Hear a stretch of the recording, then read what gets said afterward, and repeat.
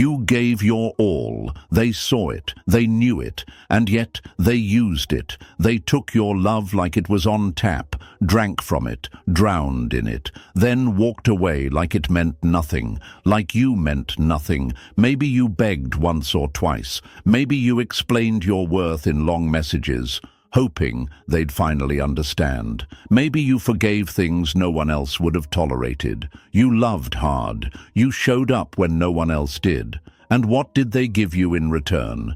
Silence, rejection, or worse, breadcrumbs disguised as effort. Let me tell you something, my friends. The greatest betrayal isn't when someone lies to you. It's when they see your heart and treat it like it's disposable. That kind of disrespect cuts deeper than any breakup ever could. But here's the truth no one tells you. The people who act like they don't need you are often the ones who needed you most. They just didn't realize it in time. They thought your loyalty was a weakness. They thought your softness was desperation. They thought they had more time to play. But today, everything changes. Because there's one rule, one brutal, brilliant detachment rule. And once you understand it, once you live it, once you master it, everything flips. This isn't about revenge. This isn't about trying to win. This is about standing so firm in your self-worth that the ones who treated you like an option start to feel the pain of losing access to your peace. You see, in dating, power isn't loud. It's not about blocking or arguing or trying to make them jealous. It's quiet, calm, stoic. It's when you stop responding, not to punish, but because you finally remembered who the hell you are. You ever notice how the sun never chases anything? It just rises, it just shines, and still, everything revolves around it. That's you now. You don't explain anymore. You don't send those emotional paragraphs. You don't beg someone to see your worth when you already know it. You live it, you breathe it, and they feel it. That's what makes them come running. It's not your anger, it's not your tears. It's the terrifying realization that you're no longer emotionally available, that you no longer need their validation to feel whole, that the person they thought they had on a leash just walked away without looking back. Some of you gave your soul to someone who barely gave you crumbs. Some of you got cheated on, lied to, discarded like a used napkin. Others were ghosted after giving the most pure version of yourself. And now you're here, waking up, realizing that maybe, just maybe, the rejection was the gift. Maybe their silence was the closure. And maybe this is the start of your rebirth. A rebirth where your detachment doesn't come from ego, but from clarity. You saw who they really are. You felt the emptiness behind their charm. And now you choose peace over performance. Let them think you're cold. Let them call you distant. What they don't realize is they're not watching you detach. They're watching you heal. And healing is the most powerful revenge. Because a healed person doesn't chase. A healed person doesn't explain. A healed person simply lives so well. The one who left can't stand to look in the mirror anymore. If you're sitting there right now feeling that knot in your chest, that quiet fire in your gut that says, this message was meant for me, don't just feel it. Move with it. Own it. Make it real. Drop it in the comments right now. I choose peace. Not because you're trying to prove anything to them anymore, but because you're finally choosing you. This isn't just some quote to scroll past. This is your line in the sand, your moment, your shift. When you type those 3 words, you're doing more than leaving a comment. You're sending a signal to your own nervous system that says, I'm done begging, I'm done breaking, I'm building now. So go write it. I choose peace. Let the world see it. Let you see it. And if your spirit's waking up from all this, smash that like button like you're slamming the door on your old self. Hit subscribe and stay with me. Because this is more than a script. This is your emotional comeback. Chapter 1. The rule. No emotional proof anymore. You ever seen someone trying to hold water in their hands? No matter how tightly they squeeze, how carefully they cup their palms, it still slips through the cracks. That was you, trying to hold on to something, someone that kept slipping through, no matter how much you loved, how much you gave, how much you tried to prove. You thought if you just explained it better, if you just cried a little deeper, if you just showed them how much your heart was invested, they'd finally get it. They'd finally see you. But here's the brutal truth, my friends. You can't prove your way into someone's soul. You can't convince a person to value you by emptying yourself in front of them.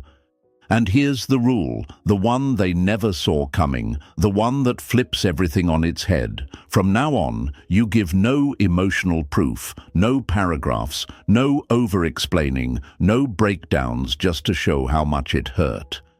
You stop translating your worth into tears. You stop becoming a mirror for their ego. You let your absence, your silence, your detachment speak the truth they never had the maturity to hear.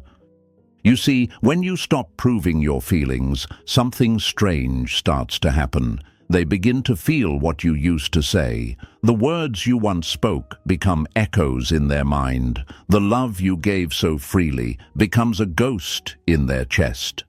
At first, they act unaffected, like your silence is nothing. But don't be fooled. The human mind doesn't forget energy that was once consistent, safe, and deeply present. It doesn't know what to do when that energy stops showing up. That's when the real panic begins. That's when your name becomes a mystery they can't crack. Because now, you've stopped feeding the fire.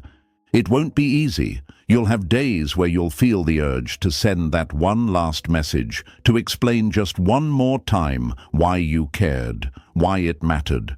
You'll hear the voice in your head that says, maybe if they just understood what they did to me, they'd come back.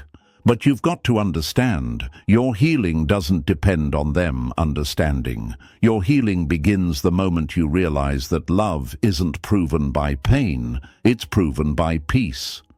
If someone needs your breakdown to believe your love, they were never ready for your depth in the first place. And some of you are still trying to be understood by people who never had the capacity to hear you. That's why you feel exhausted. That's why you feel drained, because you've been screaming into a void, hoping for a reply. But when you stop replying emotionally, you become a wall.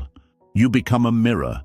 And trust me, there's nothing more terrifying to someone who mistreated you than a version of you that no longer reacts. They used to control the game because they could predict you. They knew which button to push, which word would trigger a response, which absence would make you chase. But now, you've unplugged, and they're left sitting with a silence that doesn't play by their rules anymore. That's how you reclaim power, not by proving your emotions, but by protecting them. Because the truth is, anyone can break down when they're hurt, but very few people can sit in their silence, breathe through the ache, and refuse to hand over their power in the name of love. That's strength, that's stoicism, that's healing. And the moment you master this rule, no emotional proof anymore. You stop being the chaser and start being the one they chase in their dreams. So if you're ready to stop proving, if you're done giving emotional receipts to people who never cashed in on your love anyway, then type it in the comments right now. No more proof. That's your declaration today. That's your stand. That's your spiritual armor. No more explaining, no more breaking down, no more translating your pain just so they can understand their own cruelty. Let them figure it out in your absence. Let your peace be the paragraph they never deserved. Chapter 2. Reverse gravity. When you stop pulling, they start falling. You ever notice how people only appreciate gravity when it's gone? When you're floating in space with no anchor, no pull, no sense of direction, that's when you realize just how powerful that invisible force was. And that's exactly what happens in attraction. You were the gravity. You were the one holding it all together, checking in, showing up, overthinking, overgiving, making excuses for their distance while shrinking your needs just to stay close. You pulled with all your emotional strength, hoping they'd meet you halfway. But they never did.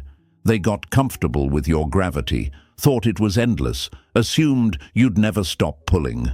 But now, you've let go. You've stopped texting first. You've stopped over-explaining. You've stopped showing up for someone who never really chose you. And that shift, that silence, that detachment, it creates reverse gravity. When you stop pulling, they start falling. Slowly at first, then all at once, because now there's no force holding them in emotional orbit. There's no message to ignore, no reaction to control, no love to take for granted. For the first time, they feel the weight of what they lost, not because you shouted it in their face, but because they can no longer feel you at all. This is where they start spiraling, even if they pretend they're fine. Oh, they'll act unbothered, they'll post some cryptic story, maybe even throw a new person into the mix just to see if it gets your attention. But don't fall for the illusion.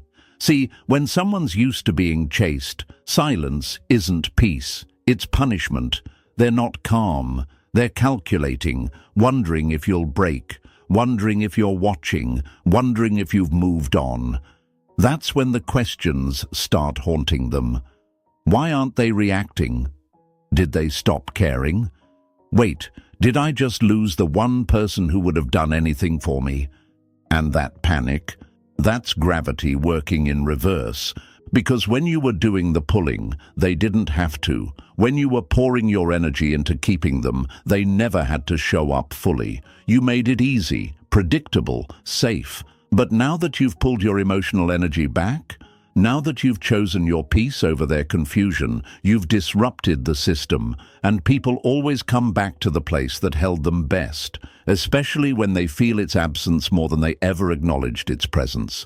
But don't let that be your motivation. Don't detach just to be chased. Detach because you finally realized your worth isn't up for debate. Detach because love should never feel like you're holding someone hostage with your presence. Detach because your soul deserves more than to orbit someone who only notices you when you're gone. And when the pull becomes too strong to resist, they'll come running. But by then, you won't need them to, because something shifted in you too. You no longer crave the validation of someone who had to lose you to recognize your value. You no longer try to convince people to stay who were already halfway out the door.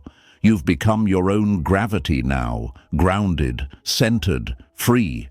So if you're done being the only one pulling, if you're ready to let the silence do the talking and let the absence make the noise, then drop this in the comments right now. I stopped pulling. That's your mantra. That's your moment. That's the energy that flips the script. Chapter 3. Starvation of significance. They're addicted to your attention. Let's get something clear, my friends. This wasn't just about love. This wasn't even about compatibility. It was about supply, emotional supply. You were the one constantly feeding their need to feel special. Every time you checked in, every time you worried, every time you showed up after they disappeared, it gave them something. It gave them significance. You didn't just care about them. You made them feel like the sun rose and set in their existence. You were their emotional buffet, endless servings of validation, empathy, softness, reassurance. You made them feel important, even when they gave you crumbs. And now, that buffet is closed, the lights are off, the warmth is gone. And what happens when someone who's addicted to attention suddenly loses it? Withdrawal. emotional starvation. They start shaking in silence. They scroll through old messages looking for a hit. They reread your compliments like they're trying to breathe through a paper bag. And they'll never admit it, but they're starving, because attention is a powerful drug, especially when it's personalized. And you, my friend, were never generic. You didn't just send good morning texts. You wrote with soul. You didn't just show up. You saw them, even in their worst moments, especially in their worst moments. But you finally saw through it. You realized you were spoon-feeding ego to someone who never lifted a finger for your heart. You realized that no matter how much love you gave, it would never be enough for someone who only knows how to take. And the moment you stopped, the moment you went quiet, you didn't just disappear from their phone, you vanished from their illusion of power, because people don't crave you when you're available. They crave you when they realize they no longer have access to your energy. That's when the spiral begins. They might try to bait you, post something that screams, "Look how happy I am without you." Don't buy it. That's not strength. That's starvation wearing a costume. Because when you were there, they didn't just feel loved. They felt seen. And now that you're gone, every compliment from someone new feels hollow. Every laugh feels forced. Every moment of silence reminds them they had something rare and treated it like a background sound. This is where the rule of detachment becomes brutal and brilliant. You didn't block them out of rage. You didn't leave with a storm. You just stopped giving them what they thought they were entitled to, your attention. And that's a different kind of pain, because rejection stings, but insignificance, that haunts. So now they linger, watching, liking, waiting, because the cycle they fed on has been broken and you're not coming back to refill their plate. You've moved into a mindset where your energy is earned, not assumed. You're not here to beg. You're not here to explain. You're not here to remind someone of your worth. That's the rule now. You broke the addiction, and they're shaking in silence because of it. So if you feel this in your spirit right now, if you know you've been someone's emotional supply chain for way too long, then type this in the comments right now. I am not your supply. That's your boundary. That's your truth. That's your power. Chapter 4. The Auditory Void. Why your silence is louder than apologies. Let's talk about something most people never understand until it's too late: the auditory void. You see, my friends, when you were in it with them, whether it was a relationship, a situationship, or even a one-sided emotional investment, your voice was everywhere. Your tone, your warmth, your care, your arguments, your check-ins, your late-night calls, your soft good mornings and emotional "are you okay?" texts. It was a soundtrack, and whether they admitted it or not, they grew used to it, dependent on it, addicted to it.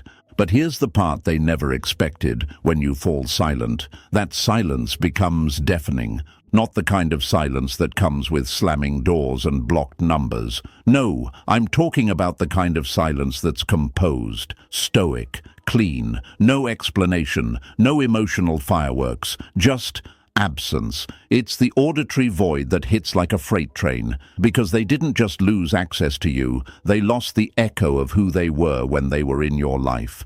When you were around, they heard your forgiveness, they heard your over-explaining, they heard your need to fix it. And let's be honest, they mistook your words as weakness. They thought, they'll never leave. They care too much. They'll always come back. But silence? That is what breaks them, because now there's no proof of your pain, no arguments to satisfy their ego, no feedback to feed the control, no voice to wrap around their guilt and soothe it into comfort. They don't get the luxury of hearing you explain why you walked. They don't get the benefit of your closure. They just get the echo.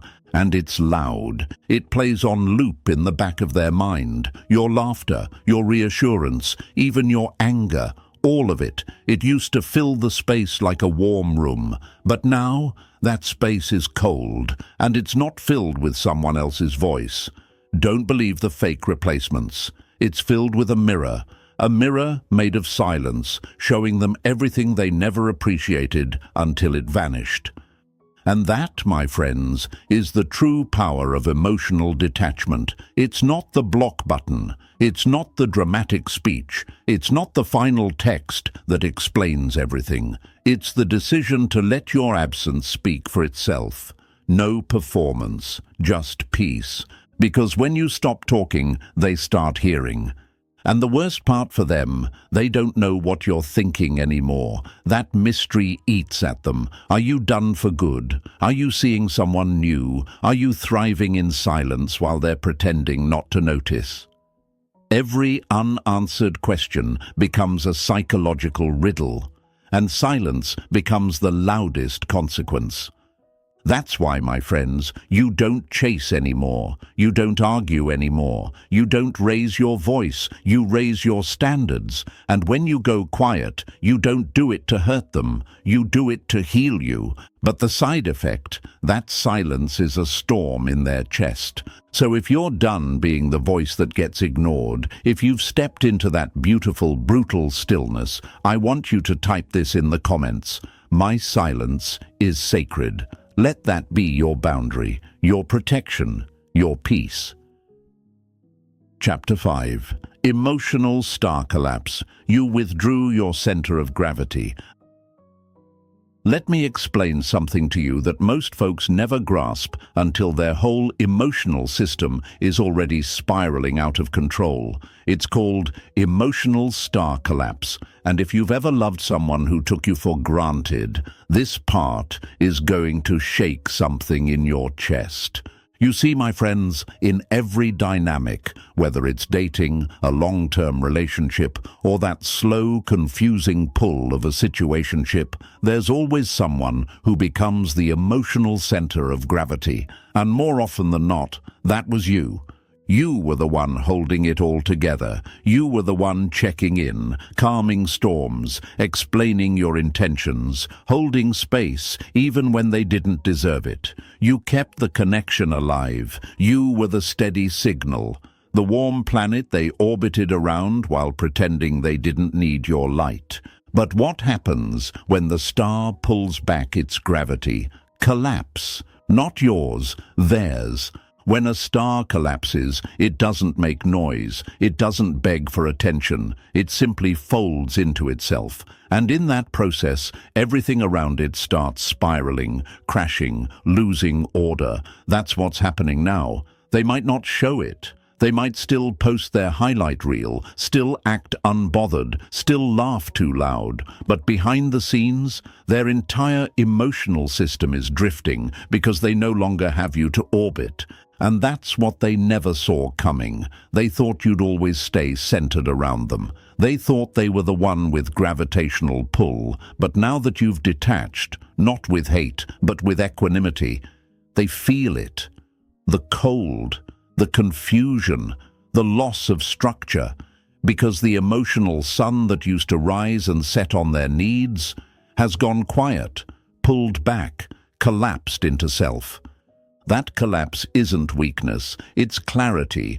When you withdraw your energy, your attention, your emotional validation, you're not punishing them. You're just no longer sustaining the fantasy. You're not holding the illusion together. And when they realize they were never the true source of power, that it was your steady heart creating the stability, that's when regret hits. That's when they realize how many arguments they caused just to feel significant, how many mixed signals they sent just to stay in control, and how foolish they were to mistake your nurturing presence for dependence.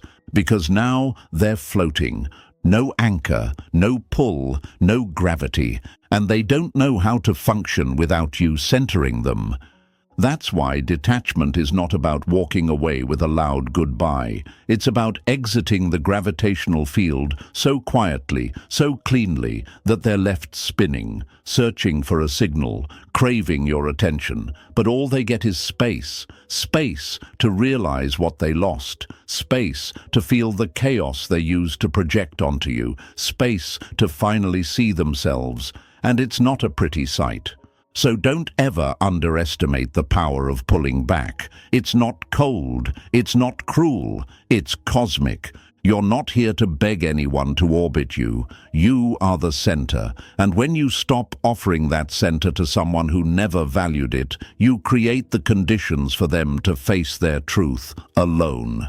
If this chapter hit something in your soul today, I want you to drop this in the comments. I reclaim my center. Say it like you mean it. Let it be your new emotional law. Chapter 6. Proof Reversal. The less you prove, the more they panic.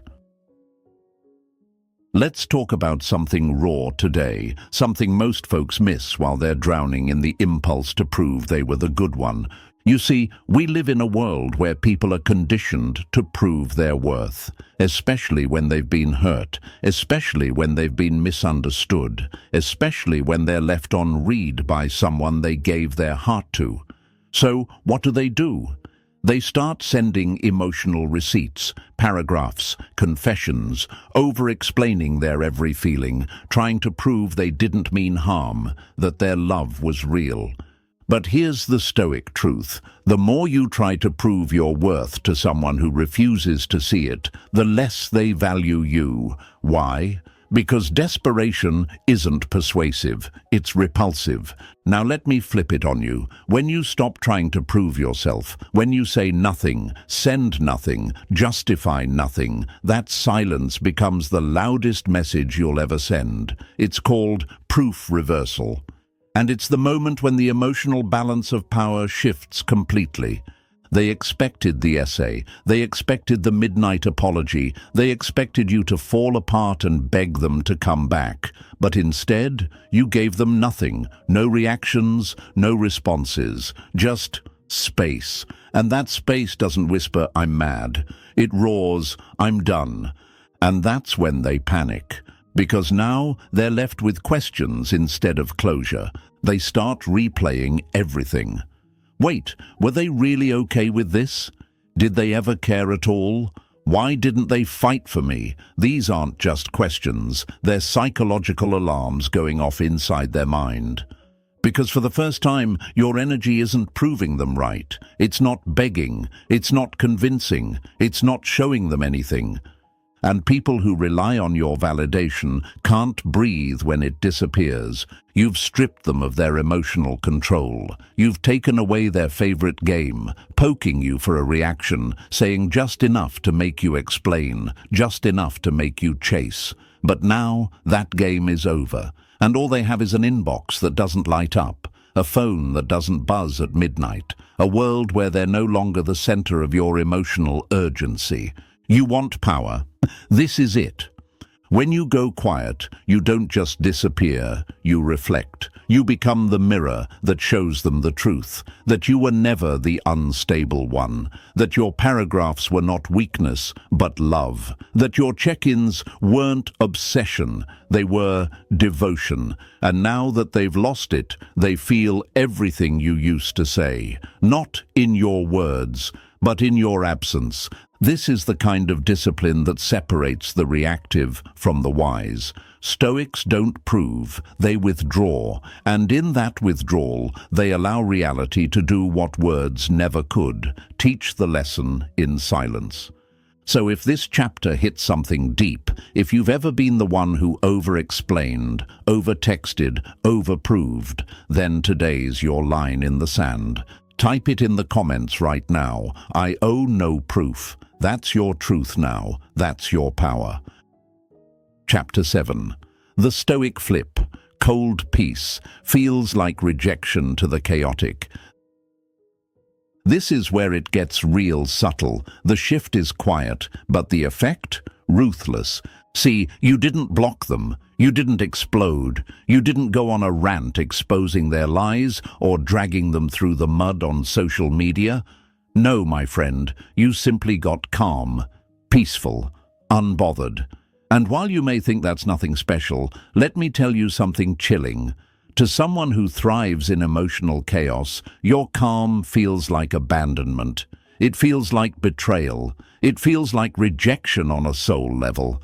That's the Stoic flip, because they were expecting war. That's the game they know how to play. They know how to bait you into drama, twist your words, weaponize your love, and make you prove your innocence while they sit back and watch you unravel. They feed off instability like oxygen. Your overreactions were their entertainment. Your breakdowns were their power source. And now, you've gone cold. You've removed your emotional response from the menu. They're still trying to fight, but you're no longer in the ring. And nothing feels more brutal than being ignored by someone who used to care. This is what confuses them, because they can't call you crazy if you're silent. They can't spin a narrative if you've said nothing. You've left them alone with their own behavior. And that, my friends, is the punishment. They thought they were going to trigger the old you, the one who begged, explained, defended, cried. But what they got instead was a version of you that just said, "Cool, take care," and vanished into calm. That's terrifying to someone who equated love with chaos, someone who only felt connected to you when you were emotional. Now you're no longer emotional. You're neutral, detached, clean, and they're looking at their reflection. Without the distraction of your reaction, you became peace, and to them, peace feels like punishment. Because here's the truth, when someone is addicted to toxic patterns, they need you to explode. Your silence isn't just confusing, it's threatening. It forces them to sit in their own discomfort, to hear their own thoughts echo, to see their own selfishness without a scapegoat. And the worst part, they now realize they don't know how to reach you anymore. And this is why calmness is not weakness, it's war with elegance. When you master that stoic calm, that cold peace, you don't have to prove you're done. Your energy proves it for you. You don't have to yell, "I'm over it." They feel it in the way your attention is no longer available. And that flip, the emotional flip, where you go from reactive to unreadable, is what makes them spiral. Let them spiral, because you're not here to babysit broken people who weaponize love. You're here to rise, and rising means choosing peace, even when they mistake it for cruelty. That's not your burden to carry.